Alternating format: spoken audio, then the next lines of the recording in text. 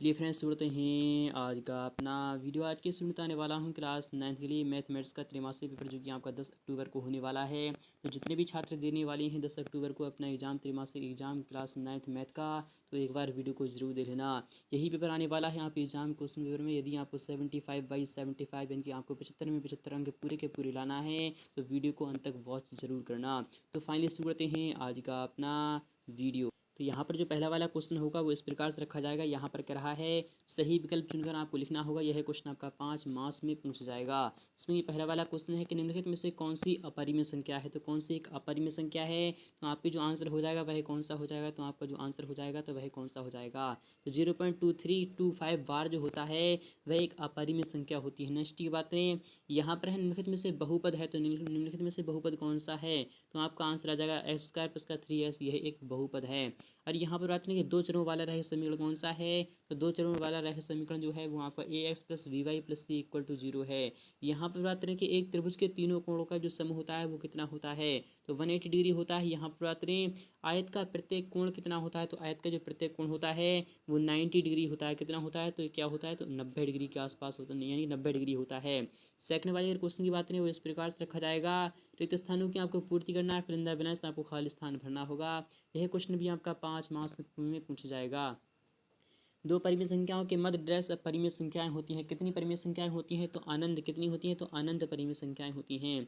यहाँ पर बात करें कि दो चरों वाले एक घात का समीकरण का ग्राफ डैश को प्रदर्शित करता है, तो सरल रेखा को प्रदर्शित करता है। सबसे छोटी प्राकृतिक संख्या कौन सी है, तो क्या है, तो यानी कि एक है। क्या है सबसे छोटी जो प्राकृतिक संख्या है वो एक है। यहाँ पर बात करें कि 9^1/2 का मान कितना होता है, तो 9^1/2 का मान होता है 3 होता है। √2 एक क्या है, तो √2 एक अपरिमेय संख्या है। आपका विकल्प सेकंड वाला आ जाएगा। इसी प्रकार से थर्ड वाले की बात करें वो इस प्रकार से रखा जाएगा। यहाँ पर कह रहा है एक शब्द पर एक वाक्य में आपको उत्तर देना है। यह क्वेश्चन भी आपका 5 मार्क्स में पूछा जाएगा कि बहुपद 5s³ + 4s² + 7s की घात क्या है। तो जो आपका आंसर आ जाएगा वो आपका 3 आ जाएगा। क्या आ जाएगा, तो आपका 3 आंसर आ जाएगा। सेकंड वाले की बात करें कि s+5 का शून्य का आपको लिखना है। तो s+5 का जो शून्य हो जाएगा वह क्या हो जाएगा, इक्वल में हम 0 लगा देते हैं। तो s का मान जो आपका निकल कर आ रहा है वो -5 आ रहा है। इनके आपका आंसर आ जाएगा -5। समबाहु त्रिभुज का प्रत्येक कोण कितना होता है, तो 60 डिग्री होता है। आपका यही आंसर हो जाएगा। इसी प्रकार से नेक्स्ट वाले की बात करें, सबसे छोटी पूर्ण संख्या क्या है, तो सबसे छोटी जो पूर्ण संख्या है वो क्या है, सबसे छोटी पूर्ण संख्या की बात हो रही है यहाँ पर। तो पूर्ण संख्या कौन सी हो जाएगी, तो एक पूर्ण संख्या ही होती है। 100 घात के एक बड़ी बहुपद का आपको लिखना है, तो x की पावर आपको 100 लगा देना, यही का आंसर हो जाएगा। निम्नलिखित में सत्य आपको बताना है कि √5 + 2 एक परिमेय संख्या है। तो आपका बिल्कुल ही असत्य हो जाएगा, क्योंकि √5 + 2 एक अपरिमेय संख्या होती है। पूर्ण अपने भाग से बड़ा होता है, तो हाँ पूर्ण अपने भाग से सदैव बड़ा होता है। तो आपका यह क्या हो जाएगा, सत्य हो जाएगा।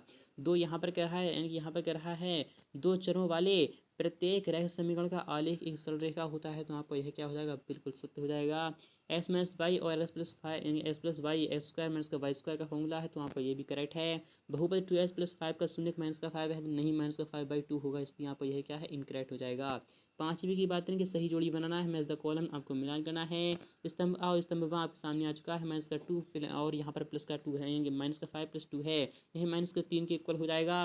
-4 इंटू और यहाँ -3 है, तो आपको यह 3 चौके कितने होती हैं, तो 12 होती हैं। 1/3 का जो मान आएगा वो कितना आ जाएगा, तो 2/6 आ जाएगा। और 2/100 को हम क्या ले सकते हैं, 2/100 को हम 0.02 भी ले सकते हैं। 0.1 को हम क्या ले सकते हैं, तो 1/10 ले सकते हैं। आपके सभी मिलान हो चुके हैं। तो क्वेश्चन में इसकी बात करें वो इस प्रकार से रखा जाएगा। 1/3 और 2/3 के बीच दो परिमेय संख्याएं आपको परिकलित करना है, दो परिमेय संख्या निकालना है। यह क्वेश्चन आपका 2 मार्क्स में पूछा जाने वाला है। कितनी संख्या निकालना है, तो 2 निकालना है। 2 में आपको सिंपली 1 ऐड करना है। आपको सिंपली कितने हो चुके हैं, तो 3 हो चुके हैं। ऊपर नीचे आपको क्या करना है, तो 3 से मल्टीप्लाई करा देना है। तो यहाँ पर भी करा देते हैं, और यहाँ पर 2/3 है, और यहाँ पर भी हम 3 से मल्टीप्लाई करा देते हैं ऊपर नीचे। तो 3 एकम 3 हो जाएगा, 2 3 6 हो जाएगा। यहाँ पर 2 3 6 और यहाँ पर 3 3 3 कितना हो चुका है, 9 हो चुका है। तो 4/6 आपको लिखना है, क्या लिखना है, 4/6 लिख देना है। और यहाँ पर क्या लिखना है, तो आपको 7 यानी 5/6 लिख देना है, वही आपका आंसर हो जाएंगे। इसी प्रकार से बात करें 1/√2 के हर का परिमीकरण करना है आपको। ऊपर नीचे आपको √2 से मल्टीप्लाई करा देना है, ऊपर नीचे जब मल्टीप्लाई कराते हैं तो आपका √2 ऊपर आ जाएगा और बटे में आपका 2 आ जाएगा। यही आपका हल का परिमीकरण हो चुका है। एक नोटबुक की कीमत एक कलम की कीमत से दोगुनी है। इस कथन को निरूपित करने वाले दो चररेखा का समीकरण आपको लिखना है। एक नोटबुक की कीमत मान लेते हैं एस है और यानी कलम की जो कीमत हो जाएगी वह कितनी नोटबुक की कीमत से दोगुनी हो जाएगी, अर्थात 2y हो जाएगा। तो एस माइनस का 2y इक्वल टू 0 यही आपका आंसर रहने वाला है।